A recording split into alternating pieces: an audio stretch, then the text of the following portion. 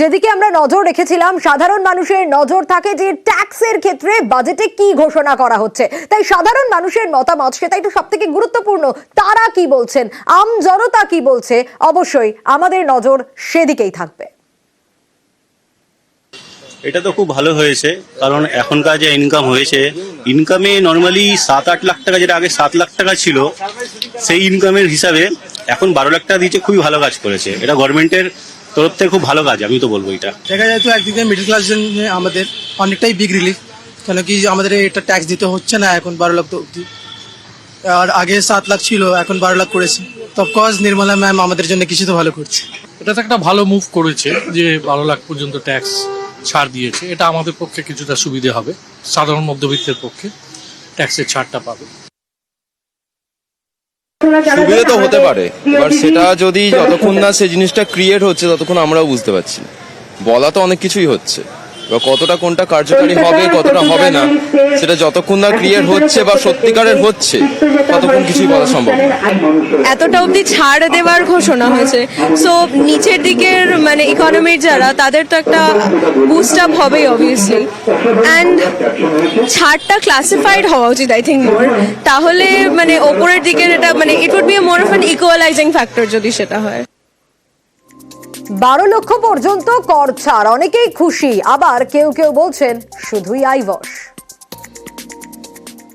না, একদিকে ভালো, আবার উল্টো দিক দিয়ে কিছু এর রিটার্ন আবার কিছু নিয়ে নেবে কিনা সেটা হচ্ছে বড় কথা। একদিকে ছাড়, আবার আরেক দিকে বাড়বে, কারণ আমরা তো মধ্যবিত্ত, আমাদের ভয় ওখানে যে এদিকে আমি ছাড় দিচ্ছি, দেখা গেল জিনিসপত্রের দাম এমন হাই হয়ে গেল, আমাদের পক্ষে কেনা সম্ভব। ধোঁয়াশা রয়েছে বলেই দাবি বিরোধীদের, পাল্টা বিরোধীদের তোপ সুকান্তর। মিডল ক্লাসের উনি ইনকাম ট্যাক্স রিবেটের যে কথাটা বলেছেন, ওখানে আবার বলেছেন যে 4 থেকে 8 লাখের জন্য 10%, 8 থেকে 12 লাখের জন্য 20%, 20 থেকে 30 লাখের জন্য 25%। একটা অস্পষ্ট জায়গা রয়েছে। 12 লাখের মধ্যে যদি আপনার ইনকাম হয়, অর্থাৎ যারা মধ্যবিত্ত নিম্ন মধ্যবিত্ত, তাদেরকে কোনো ট্যাক্স দিতে হবে।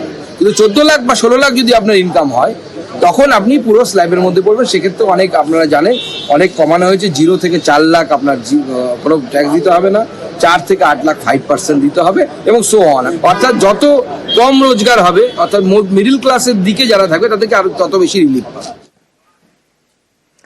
আর এবার নজর রাখবো এই বাজেটে কৃষি থেকে শিল্প, ভোটের বিহার, বিহারে ভোট, আর তার আগে কেন্দ্র একেবারে কল্পতরু বিহারের জন্য এই বাজেটে।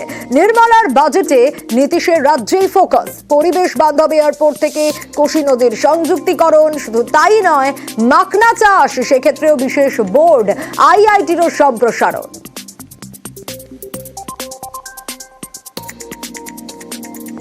Makhana board in Bihar. For this, there is a special opportunity for the people of Bihar. A Makhana board will be established in the state to improve production, processing, value addition, and marketing of Makhana. Support for food processing. In line with our commitment towards Purvodaya, we will establish a National Institute of Food Technology, Entrepreneurship, and Management in Bihar. Hostel and other infrastructure capacity at IIT Patna will also be expanded. Greenfield airports will be facilitated in Bihar to meet the future needs of the state. These will be in addition to the expansion of the capacity of Patna Airport and a brownfield airport in Beta. Financial support will be provided for the Western Kosi Canal ERM project, benefiting a large number of farmers cultivating over 50,000 hectares of land in the Mithilanchal region of Bihar.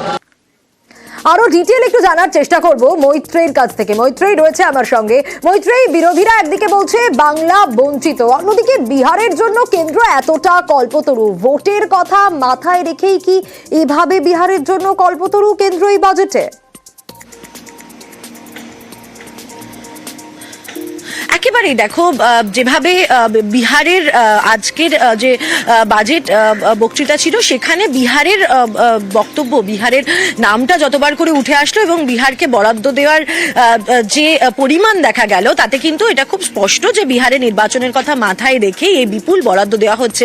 এর আগের বাজেটেও আমরা দেখেছিলাম আন্ধ্রপ্রদেশ এবং বিহারকে কিন্তু বিপুল বরাদ্দ দেওয়া হয়েছিল এবং সেখানে কোথাও একটা জোট শরিকদের প্রতি কম্পালশনের বিষয় ছিল এবং নির্বাচনের একটা কম্পালশন ছিল অন্ধ্রপ্রদেশের নির্বাচনের কথা মাথায় রাখা। এবং এবার খুব স্বাভাবিকভাবে যেহেতু বিহারের নির্বাচন সামনে সেই কারণে বিহারকে কিন্তু ঢালাও বাজেটে বরাদ্দ দেওয়া হয়েছে, সে মাখানা বোর্ডই হোক কিংবা গ্রিনফিল্ড এয়ারফিল্ডস এর বিষয় হোক কিংবা পাটনা আইআইটির ক্যাপাসিটি বিল্ডিং হোক অথবা মিথিলাঞ্চলের সেখানে ক্যানেল তৈরি করাই হোক না কেন, সব মিলিয়ে গোটা বিহারের বিভিন্ন অংশের মানুষ যাতে উপকৃত হয় তার জন্য কিন্তু এবার বাজেটে বরাদ্দ করা হয়েছে। এবং অন্যদিকে যদি দেখা যায় যে বিহারের পড়শি রাজ্য বাংলার জন্য কিন্তু কোনো বরাদ্দের কথা উল্লেখই নেই, ফলে এবারও যে বাংলা বঞ্চিত এবং বিহারকে ঢেলে দেওয়া হলো সেটাই বাজেট থেকেই স্পষ্ট।